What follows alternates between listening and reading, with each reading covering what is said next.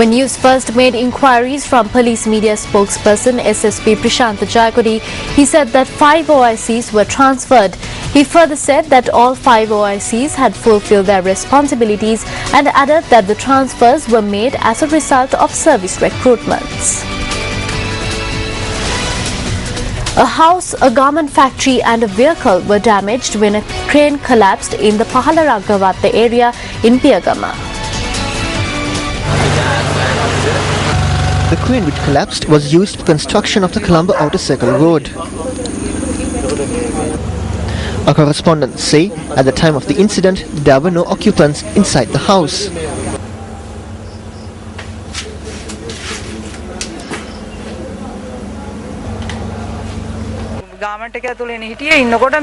I was inside the factory and I suddenly heard a noise. We were told to go out. My husband ran out with the baby. That is when we saw the crane falling. We ran out to the road. The whole house collapsed and is now destroyed. There are people working in the factory as well. If there was someone inside that building at that time, someone would have got injured. My vehicle is damaged as well. They did not take into consideration the safety of the people. A weight of 64 tons fell on the van. Do you allow such heavy weight to be carried near a house? When inquired, the police said that they have been informed of such an incident. Farmers continue to face hardships in every corner of the country. We came across this group of farmers who are struggling to make a living in the Kantale area. Many residents of the Sirimangalapura, Neelapula and Somapura areas in Kantale are ones who have been tormented by the war that ravaged the country for a number of decades. The individuals who made a living through farming continue to carry out their activities despite facing numerous hardships. These individuals who suffered due to the war have been forced to suffer now due to the negligence of officials. The Mahavali Protection Dam is the only thing that protects their farmlands from the raging floodwaters of the Mahavali River, which usually bursts its banks once a year.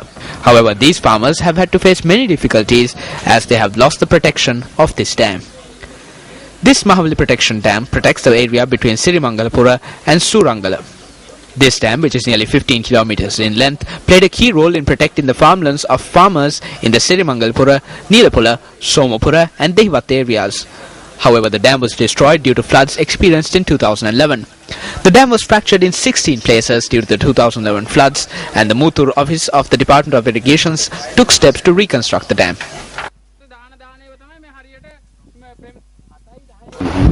They patched up the dam on several occasions. However, these paddy fields have been destroyed due to the dam being broken. All we ask is for this dam to be repaired. Everyone who comes here says that there are no funds to fix this.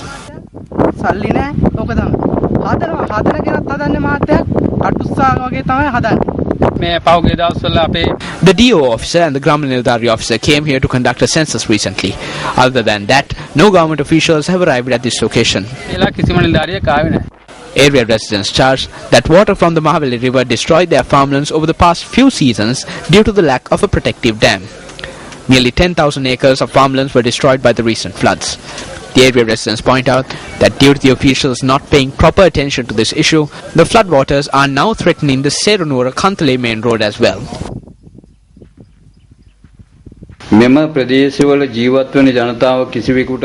residents of this area were able to live without being a burden on anyone. However, their livelihoods have been destroyed as they have had to face flooding on 3 separate occasions after being freed from the scourge of terrorism. The reconstruction of this dam will protect the farmer community that lives in this area.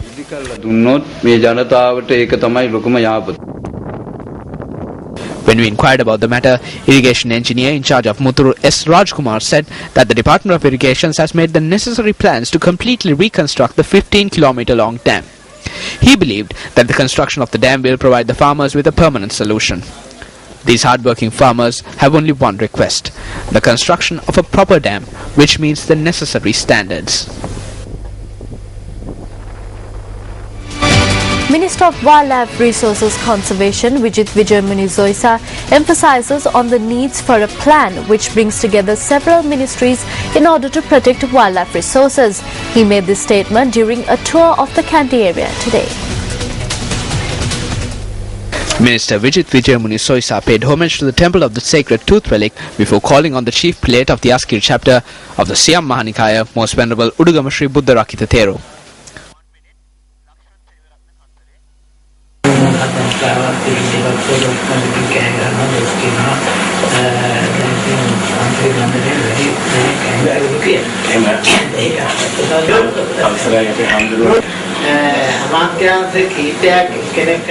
Some ministries should be combined. Sometimes only 2 or 3 actually carry out work.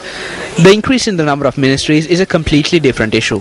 But people who are enthusiastic enough to develop the relevant sectors should be put in such places. Only then will they develop.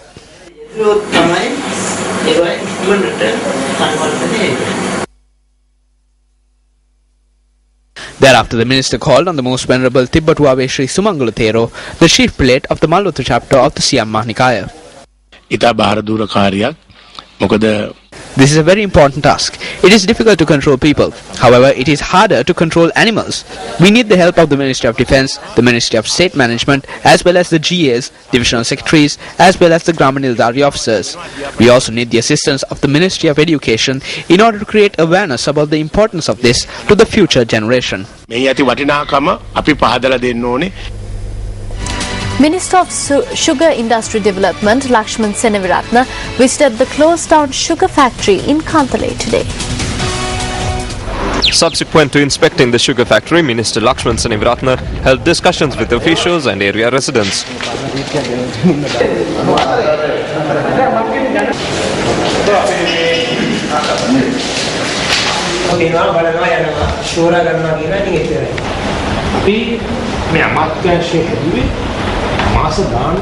We established this ministry with a long-term plan.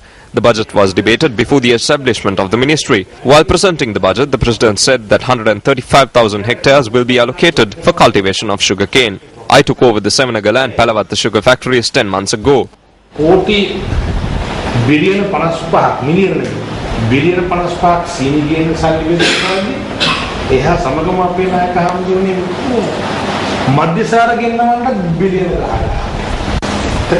Spirits are a byproduct when producing sugar. The sugar factory in Kantale was handed over to the government of Sri Lanka in 1961 by the government of Czechoslovakia. The factory, which spanned across an area of 22,000 hectares, was a profitable entity before it was privatized in 1993. Following this move, a year later, the sugar factory was shut down. During the visit today, the minister focused his attention on recommencing operations at the sugar factory in Kantale. We should be self-sufficient in sugar. 125,000 hectares have been allocated for this purpose. In the future, another 15 or 20 large-scale factories such as this will be constructed. Additionally, we will also open up factories that have been shut down, such as the Kantale factory.